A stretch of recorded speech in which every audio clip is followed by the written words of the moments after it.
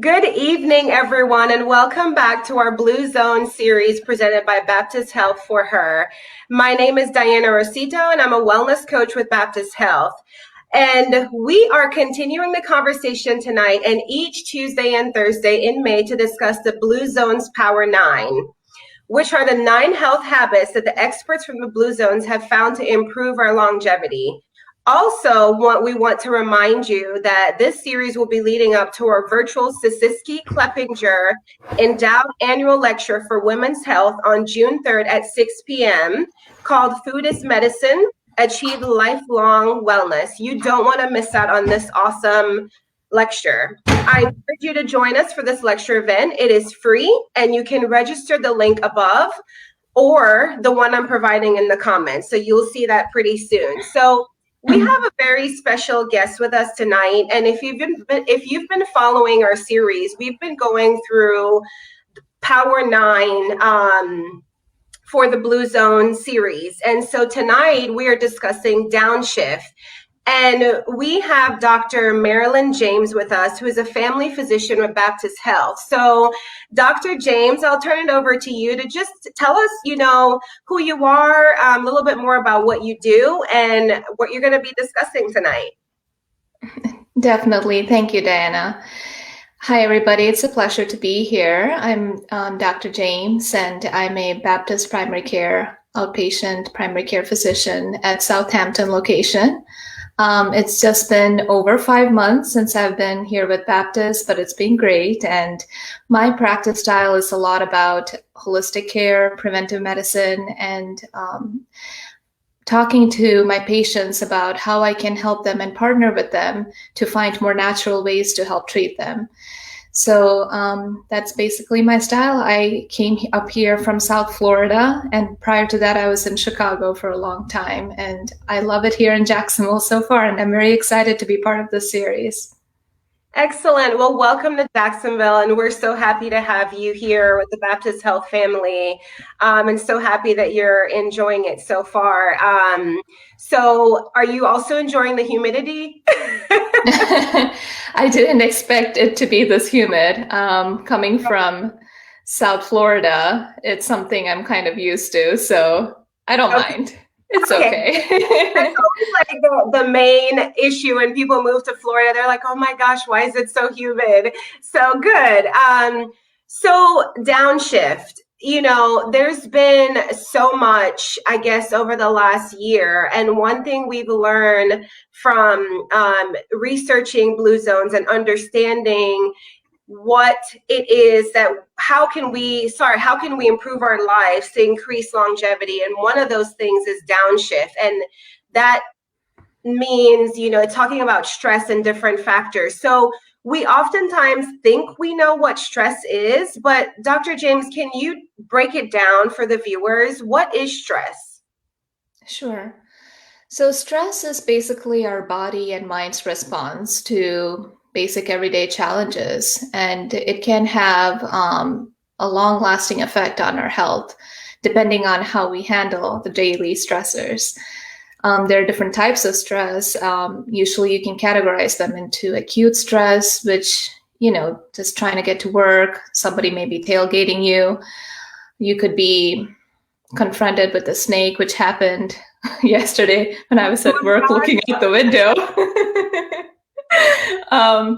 You could be having a patient or somebody who has to wait a long time, and that could be stressful for the physicians. So basically day-to-day stressors like that we all face. And a certain level of stress is healthy, right? So for example, if I am running late, I should be stressed, because unless that happens, I'm not motivated to want to see everybody on time. When students are studying for their exams, there's a certain amount of stress, and that is healthy because it helps them stay focused. So a certain level of stress helps us to accomplish our daily tasks and reach our goal. But when that acute stress becomes subacute, which in that case, they're basically like minor crisis that keeps happening over and over again. It could be based off of our social economic circumstances. For example, somebody who was laid off, right? And they're having financial crises. And now they're having to face every day on running their household, getting everything for their family and their kids without the income source. So these kind of crises that are a lot more persistent every day and aren't necessarily going away after a few hours or a day, it becomes subacute, and that can actually start to manifest in our body, and it can affect our health if we don't have good coping mechanisms. And things that are subacute can turn to chronic, and those become major life crises like poverty, being stuck in a bad socioeconomic place where there could be people killing each other. Like, when I was in Chicago, being in the South Side is a dangerous thing, and your life is at risk, and that can create a chronic state of helplessness in us, and that creates stress long term. Being in an abusive relationship is another thing that creates long-term stress, being in a war zone and things like that. So those stressors definitely start impacting our health. And that is something that we will continue to talk about. I'm not going to jump the gun here. That was great. And just, listening to you and thinking about my own personal situations, that, the different types of stress is really important. So you talked about stress having a real physical impact. How does that affect our longevity, in relation to physical health? Maybe what are some of the things that you have seen as a result of stress? Mm-hmm. So that's a very good question. When I actually see my patients, as part of the intake, one of the things I ask them is, how is their stress level? Are they happy in their relationship? Are they happy at their work? And they may find it silly, but it actually matters when I'm trying to manage their hypertension, their IBS, their acid reflux, so many health issues. It could be fatigue, it could be memory trouble. Our mind and our body are strongly connected, and that's something that we learned in medical school, the connection between the mind, body, and the spirit.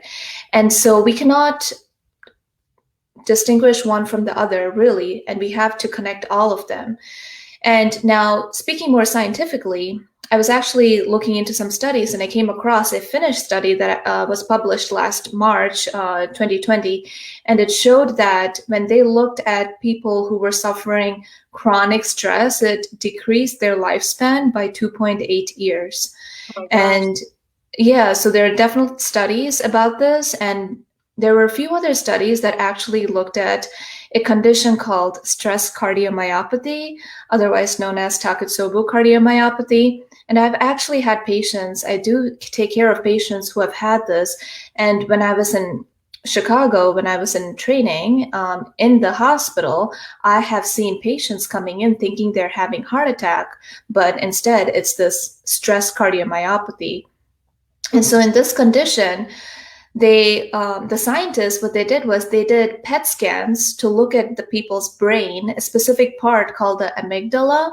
And the amygdala is the part of the brain that is responsible for our fight and flight response. So anytime we have stress, we are in that sympathetic drive of fight or flight, like, oh, there's a bear, I have to run away. And that is a process that triggers a cascade of hormone activation. For example, our adrenaline, our cortisol levels, all of those go up. And so when they looked at the brain of the people, I think it was about 42 or 43 people who had this Takotsubo cardiomyopathy compared to 60 people who did not have that condition. They looked at the amygdala. They saw much higher, statistically significant higher levels of activation in that amygdala, the part of the brain that is the fight or flight response, showing how stress has direct impact on our heart health. So that is one of the evidence out there showing us scientifically how closely connected, interconnected our mind and our heart, our stomach, our entire body is. So these things over time can reduce our lifespan. And many people resort to unhealthy habits, unfortunately, when they're under stress, right? They Mhm. start not wanting to exercise, they start drinking, they start smoking, and all of these unhealthy eating habits and drinking habits and smoking habits, all of these are their own risk factors that can reduce a person's lifespan because it leads to many other conditions. Mhm. That was excellent overview. Thank you. And I think that oftentimes people don't realize, they don't understand the symptoms that they're going through because sometimes they get in a cycle where they're so used to the stress that they're under. So you explain to the viewers some of the physical symptoms people may experience. What are some of the most common things people may experience as a part of stress or when they're stressed out? So when we're stressed out, remember I was talking about the acute stress, where you just saw a snake and you're scared. Yeah. You know what happens? Our sympathetic response activates and our heart starts racing. Our blood Mhm. pressure goes up, our hands start sweating, our circulation, it goes to the extremities, our digestion starts slowing down.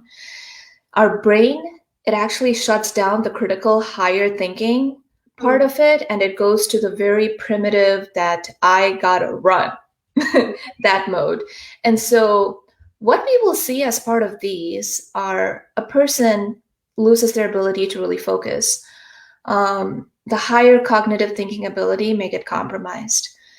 They may have anxiety as part of that, panic attacks.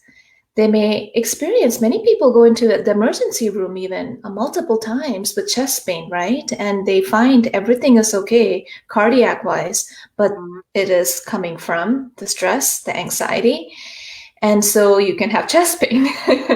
You can Yeah. have high blood pressure. I Mhm. have so many patients of all ages coming in to see me, and seeing the doctor is just a stressful thing. And so we have this white coat hypertension, that's a diagnosis, where their blood pressure goes up because they're stressed out, and their heart rate may be in the hundreds, and it's because they're stressed out.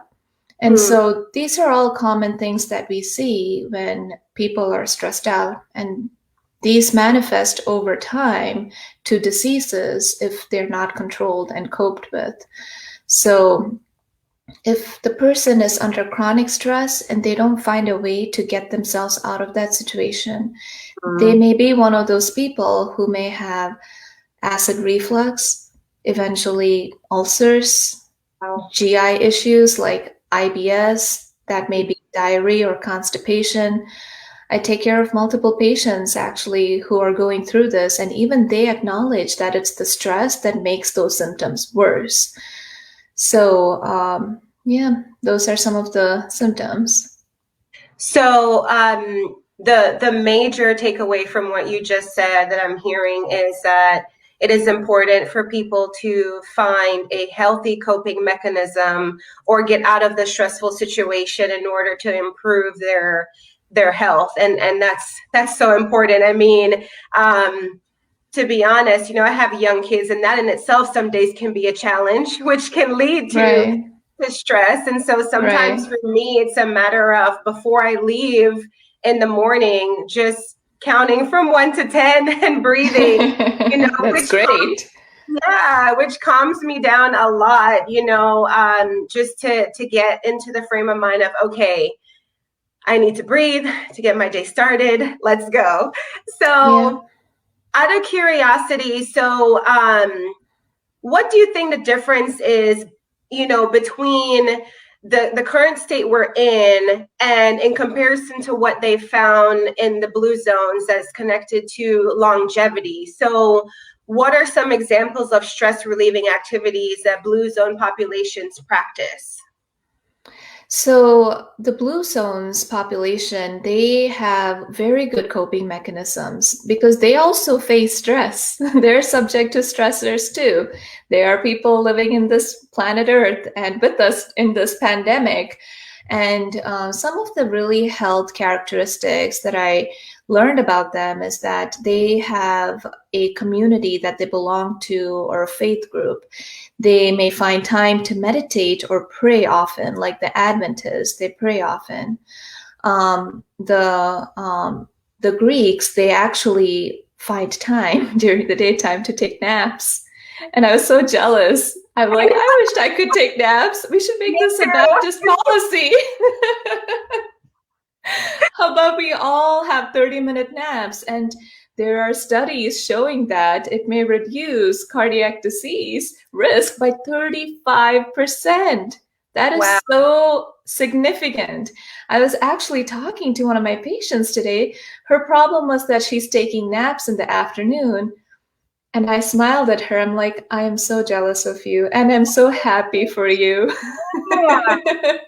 Wow. and and I told her, I'm like, you're at a 35% reduced risk for having cardiac disease. You're healthy. You'll stay long live and you'll be healthy. And she was so happy to hear that. But yeah, naps are really healthy. And I think the Sardinians, they have happy hour, which sounds like fun. But one of the blue zones, the Power 9, it shows that having moderate amount, there's a specific type of red wine that they had recommended. 1 or 2 servings a day can actually promote health. So those are some of the ways that they stay healthy, through prayers, having community, through taking naps, and staying happy. Yeah. And so I think, Dr. James, if we remain hopeful and optimistic that maybe sometime in the near future we may have nap rooms. I know. Fingers crossed. If we can prove our case, I think it's possible. I actually have meditation balls or meditation cushions, should I call it, in my office room. And so my goal is whenever I can find even 10 or 15 minutes during my lunch break to just sit down on the floor on my meditation cushion and just meditate. That midday, it gives us energy for the latter half of the day. I love that. That's such a great idea. I'm going to pause for a moment on my questions. We do have some comments coming in. And this one is more of a statement from one of our viewers, Carol Rafferty. She says, I was thinking of poor nutritional choices often made when we're in hurry from stress. Weight gain causes more stress. Eating healthy takes time to shop and prepare meals at home. So for just a brief second, can you talk about the correlation between stress and weight? Mm-hmm. Yeah, that's a very good question. So when we are stressed, like I was mentioning before, we resort to unhealthy eating habits because we do not have the ability to always be that organized and to plan and prepare things so much. And eating healthy sometimes may come off as being very overwhelming and as if we need a lot of pre-planning and a lot of organization. And so many people resort to grabbing and going and grabbing whatever they can when they're on the road, fast food and all of that. And that just perpetuates the cycle. So I help my patients understand what are small steps that we can take to practically incorporate this into your stressful life. So I give them ideas about simple meal prepping. I tell them, start the day with just 1 or 2 fruits.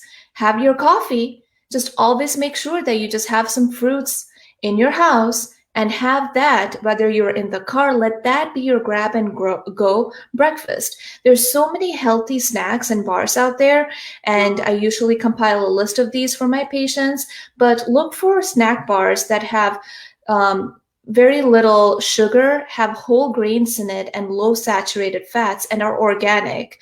Those are good grab and go items as well. Don't make eating healthy complicated. Make it very simple. Having whole grains, having vegetables, and having fruits, lean protein should be what you should try to have 80% of the time. And allow yourself some cheat time 20% of the time. So you Right. know that when you want to have that tres leches cake, which is my weakness, It's so good. you are okay having it because that is your cheat time and we're human and that's the only sustainable way to do this. So when we are stressed, our cortisol increases. That promotes fat to just hold on to us. And on top of that, if we are eating unhealthy, it really throws off our balance, our homeostasis. And our gut health is very important for our mental health. A lot of serotonin, for example, gets produced in the gut. It's responsible for it. And so when we are stressed or when we are depressed, when we are anxious, we want to eat healthier and invest in that so that our gut, our microbiome in our gut are happy and they promote healing from the inside out. Thank you for placing an emphasis on how important nutrition is when it comes to stress. Because I know that oftentimes you talked a little bit about, being depressed. Oftentimes when people are experiencing depression, they tend to not eat, but the reality is when they do eat, it just helps improve their mood, much more. So we do have some other questions. So Charlene West, in reference to when you're talking about nutrition, she wants to know, what about nuts and raisins? So if I may, I actually practice a little bit of Ayurvedic medicine. It's something I'm very curious about and I wish to pursue further, but that's the Eastern Indian ancient medicine. And I take a lot of my nutritional practice, I adopted from that. So in Ayurveda, they say that dried fruits and nuts are best had soaked because otherwise it's too hard to digest. So nuts are very healthy, preferably pistachios and almonds are best. You can have cashews in moderation, walnuts in moderation, but soaking them actually helps activate them better. And if it's ones that have skin like almonds, peeling it and eating it actually helps your digestion much better.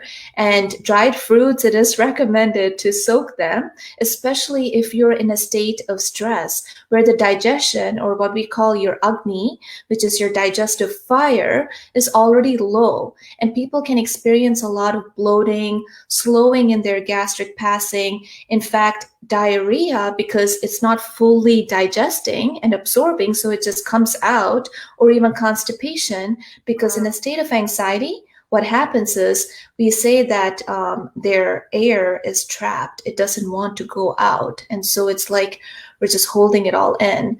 So during those times, having more fresh fruits and cooked vegetables, not raw vegetables, and plant-based protein instead of heavy meats like pork and beef, having more whole grains, legumes, lentils, all of that is very supportive.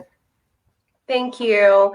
And we have another question from Sarah. What can you do in the moment when you feel yourself getting stressed? That's a very good question. I'm really enjoying this. I'm so excited to know people are listening.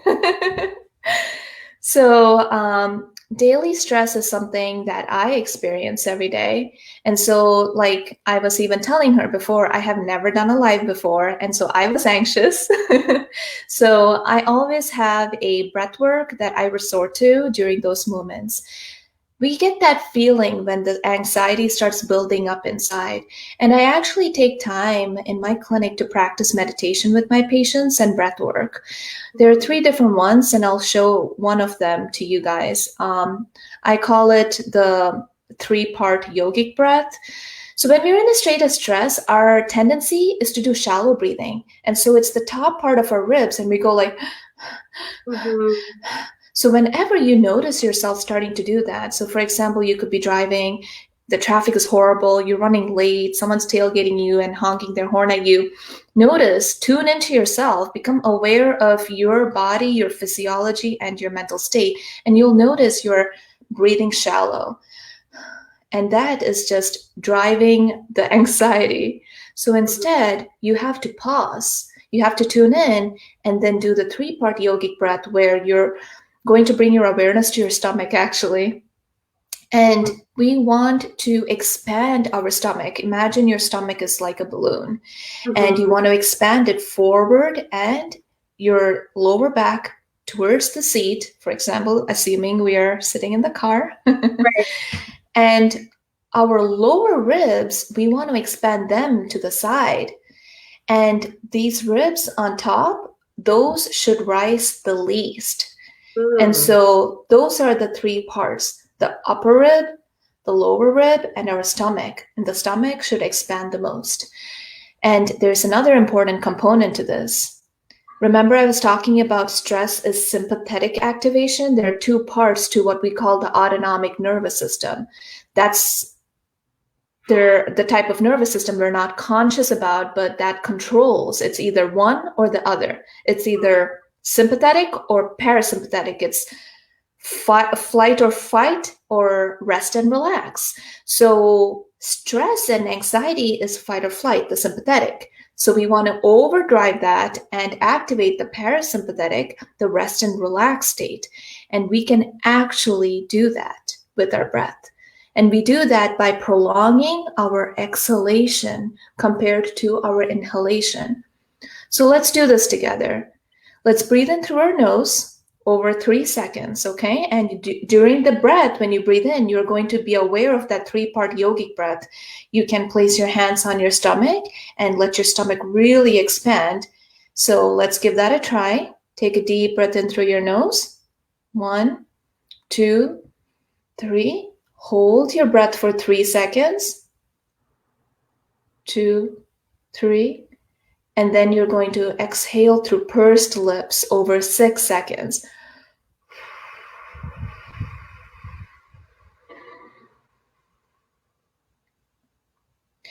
You see how that feels different than our normal breath? And I tell my patients during those 3 seconds you're holding your breath, let all that stress come right to your chest. And then as you exhale, it is like a cleansing wave, just washing out all that stress.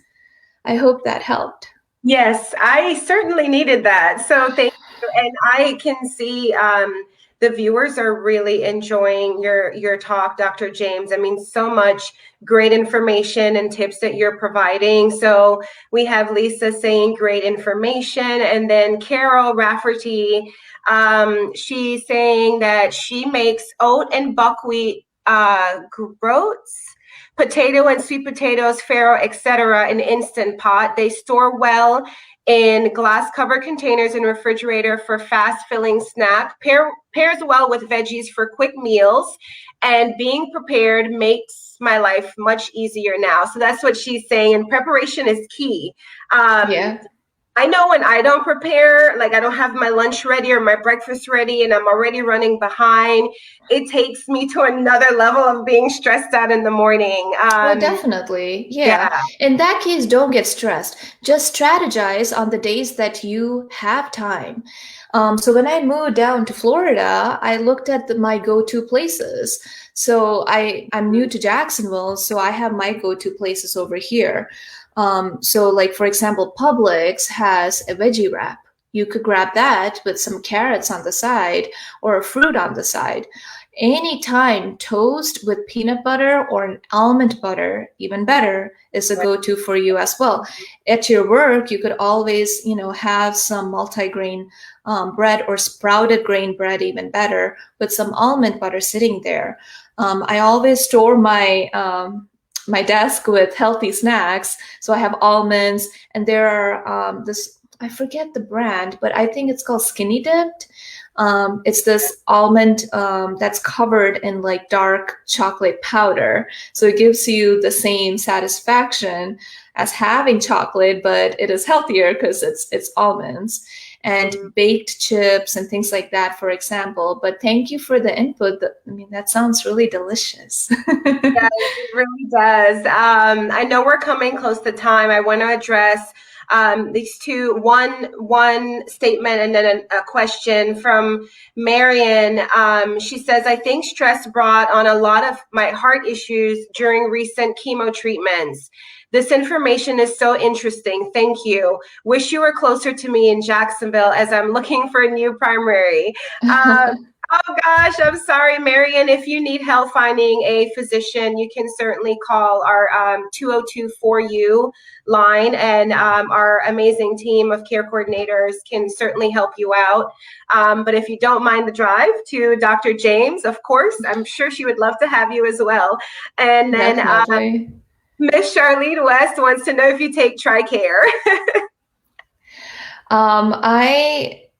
I think so, but I would check with my front desk. We're still in the credentialing process, so I believe we do. Yeah. Yeah, absolutely. And so I know we have our team kind of running the tech side in the back. So if you all can put Dr. James's office number in the comments, that would be great for the viewers to see. Thank you so much. I hope Sarah hears me. So I'm looking at the comments, and I think that that's all the questions and comments that we have for tonight. But Dr. James, I mean, amazing talk. I've learned so much from you, and very curious on everything that you've said. I'm definitely going to look more into some of these practices. I just find it very interesting, and you gave a lot of great takeaway tips for viewers and how to deal with the daily stressors in their life. So as our conversation comes to a close, I'd like to say a huge thank you to you, Dr. James, for joining me tonight, and for all our viewers that have joined on our conversations. And so just again, remember that every Tuesday and Thursday at 8 p.m., you can find us here, Baptist for Her page, and really great information. So be sure to register for our virtual Siski Kleppinger Endowed Annual Lecture for Women's Health on June 3rd at 6 p.m. Again, that is on June 3rd at 6 p.m. The link is in the comment above us. And make sure you go and like the For Her page and turn on your notifications. That's the only way you'll find out about our awesome talks, is if you like our page. And so again, tune in with us every Tuesday and Thursday of May at 8 p.m. Thank you all so much for joining us. Thank you so much, Dr. James. And I just wish everyone a great evening. Thank you very much, Diana. Thank you, everybody, for viewing and for all the great feedback and input and questions. I really had a great time. Excellent. Thank you. It's such a pleasure having you here on our Facebook Live. Thank you. Bye.